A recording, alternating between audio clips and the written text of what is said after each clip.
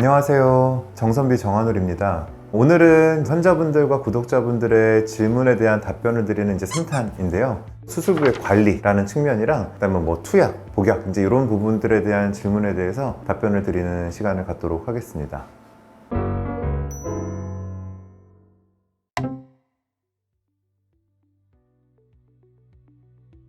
통상 우리가 이제 수술이라고 하는 걸 하면 붓기 이런 걸 일반적으로 한 2, 3일 정도, 좀 큰 수술이면 여러 가지 고려해서 한 4, 5일 이렇게 얘기를 하다 보니까 그 얼굴에 붙이는 테이프 이런 것들은 병마다 좀 다를 수는 있을 거라고 생각이 드는데, 저 같은 경우는 한 4, 5일 정도를 보통 얘기를 드리고, 다만 이제 예외적으로 피부가 예민하신 분들, 테이프 알러지 이런 분들이 있거든요. 저도 없다고 생겼는데 어쨌든 그런 게 있는 분들에 있어서 너무 불편하거나 그러면은 좀 일찍 떼는 걸 얘기를 드립니다. 그랬을 때 그렇게 붙이는 압박 테이프들은 한 4, 5일 유지하다가 본인이 직접 떼시는 게 제일 덜 아프거든요. 병원에서 떼드리기도 하는데 그건 꽤 아픕니다. 그러니까 본인이 물 묻혀서 살살 떼시는 거가 덜 아프니까 그렇게 추천을 드리고, 어쨌든 이제 빼고 났을 때는 그 다음에 압박 밴드라는 것도 있을 거예요. 압박 밴드 같은 경우는 가장 많이 피나고 붓고 하는 상황이라서 압박의 효과가 가장 큰 시기이기 때문에 2, 3일 정도는 좀 가급적 오래 하시는 거를 말씀드리는데, 그게 지나서 한 달까지는 붓기나 혹은 좀 처짐에 조금이라도 도움되는 그런 관점이라면은 한 달 정도까지는 좀 간헐적으로 압박밴드를 하는 시간도 있고 좀 풀어주는 시간도 있어야 된다는 거거든요. 피가 통해야 되니까. 그래서 그런 정도로 해주시면 좋을 것 같습니다.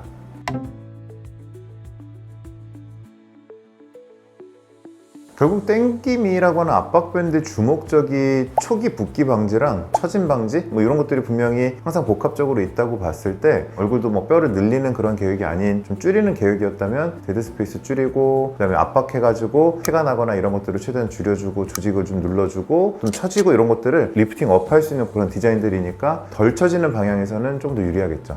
계속해서 그냥 시간 날 때마다 해주는 게 가장 좋은 선택이겠네요. 효과가 어쨌든 있겠다라고 얘기를 드릴 것 같고, 만약에 우리가 수술을 아무것도 안 하면 제가 지금 땡김을 한다, 당연히 저처럼 살이 있는 사람들은 그래도 조금 생활 붓기라도 눌러주는 효과도 있을 거고, 수술이랑 무관하게 써도 어쨌든 우리가 얼굴에 좀 조절할 수 있는 데 도움이 되는 거인 만큼 수술을 한 상황이면은 해서 나쁠 건 없다는 거죠. 다만 너무 과도한 압박은 혈액순환을 저해하거나 기도를 누르면 더더욱 안 될 거고, 신경을 누르면 뭔가 저린 게 있을 거고, 그러니까 그런 이상 증상만 없다면, 너무 과도해서 피가 안 통해서 허옇게 일거나 퍼렇게 입술이 이런 것만 아니라면 적절한 압박은 분명히 회복에 도움이 된다라고 생각합니다.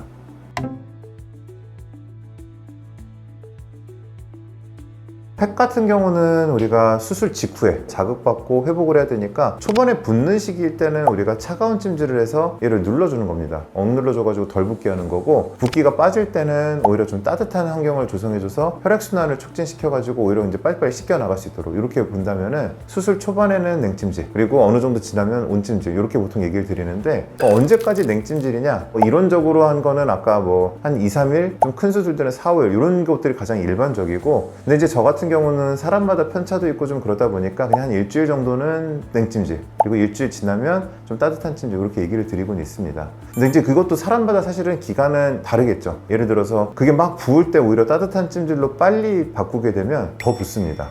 특히 염증이 있거나 이제 이런 조짐이 있는 분들을 따뜻하게 하면은 더 확 붓고 염증도 퍼지고 이런 것도 있다 보니까, 냉찜질, 온찜질 그 시점은 사람마다 좀 다를 수가 있으니까 꼭 반드시 병원의 지시대로 해주셔야 되고, 그래도 보통은 한 일주일 내외 정도로 냉찜질, 그리고 이후는 좀 따뜻한 찜질, 저는 그렇게 얘기 드리고 있습니다. 제가 일주일이라고 얘기를 드리는 이유는, 냉찜질은 오래 한다고 해서 더 악화되지는 않는데, 온찜질하면 안 되는 시점에 빠르게 온찜질이 들어가면 이건 더 부으니까, 이제 그런 관점에서 대략 한 일주일 정도라고 얘기를 드리고 있어요.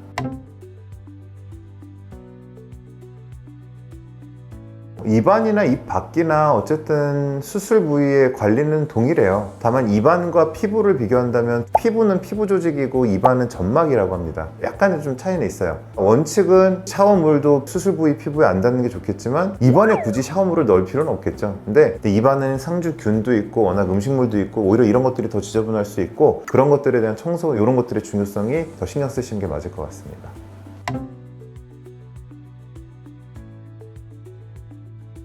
투약 시 위에 어떤 뭐 속쓰림도 있을 거고 뭐 좀 더부룩한 이런 분도 있고 경우에 따라 설사 이렇게 있는 분들도 있는데 수술을 하면 제일 많이 써야 되고 기본적인 게 항생제라는 거, 그 다음에 소염진통제라는 거, 그 외에도 뭐 스테로이드도 있고 뭐 여러 가지가 있을 텐데 이 약물들이 보통은 위장관을 좀 자극하는 약물들이 많습니다. 근데 이게 유독 양악수술일 때 위가 더 쓰린 이유는 못 드시니까. 우리가 이제 그 양악수술 같은 경우는 이제 먹는 것도 많이 제한이 되다 보니까 죽이나 그런 이런 거 위주로 드시고 많이 드시기도 어렵고 하니까 상대적으로 그런 게 더 있을 거라고 보고, 또 이제 수술 직후에 뭐 컨디션, 면역력도 떨어지고 스트레스 이런 것들도 또 위산분비랑도 영향이 있을 수 있으니까 그런 복합적인 걸 봤을 때 양악수술 후에 어떤 투약되는 약들을 먹으면은 위가 좀 쓰리거나 이제 이런 것들이 분명히 있을 수가 있고, 너무 상식적인 내용인데 음식물을 충분히 드시고 한 30분 정도 후에 약을 드시는 거, 이게 가장 흔히 나오는 약 복용의 원칙인데, 그랬을 때가 가장 좀 위의 어떤 자극이나 이런 것들을 줄일 수 있지 않을까라고 생각이 듭니다. 그 다음에 이제 그 위의 자극 말고 혹시 뭐 설사를 하시는 분들이 있다면은 요거는 약 중에서 보통 항생제가 유력한 용의자 1순위다 보니까 그런 경우는 이제 우리가 그 항생제를 얼마나 드셨는지, 현재 이분의 감염 확률이 얼마나 되는지 뭐 이제 이런 것들을 따져서 경우에 따라서는 뭐 약을 교체한다든지 예방적인 경우라면 약을 중단한다든지 이런 것도 가능하니까 병원이랑 반드시 상의를 하셔가지고 약 조절 이런 것들은 임의로 하시면 안 됩니다. 그래서 그런 것들이 도움이 되실 수가 있을 것 같습니다.